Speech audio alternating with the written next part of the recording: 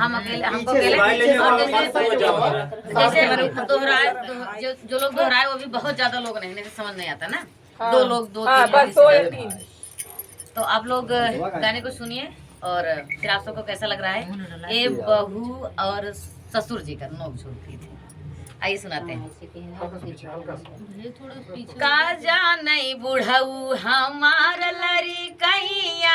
का जाने बुढ़ऊ हमार लरी कैया, का जाने बुढ़ऊ हमार लरी कैया, का जाने बुढ़ऊ हमार लरी कैया, का जाने बुढ़ऊ हमार लरी कैया, का जाने जब हम जब हम गाए राम रसोइया, जब हम गाए राम रसोइया, तब बुढ़ऊ टुकुर टुकुर, तब बुढ़ऊ टुकुर टुकुर चितवई रसोइया, तब बुढ़ऊ टुकुर टुकुर चितवई रसोइया, का जाने बुढ़ऊ हमार लरी कैया, का जाने बुढ़ऊ जब हम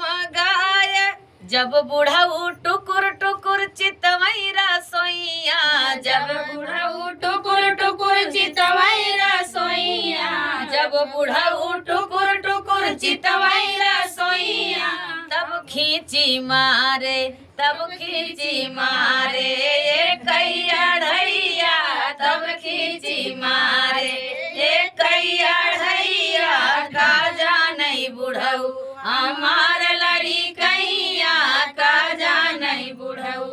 जब खींची मारे कैया ढैया, जब खींची मारे कैया ढैया, जब खींची मारे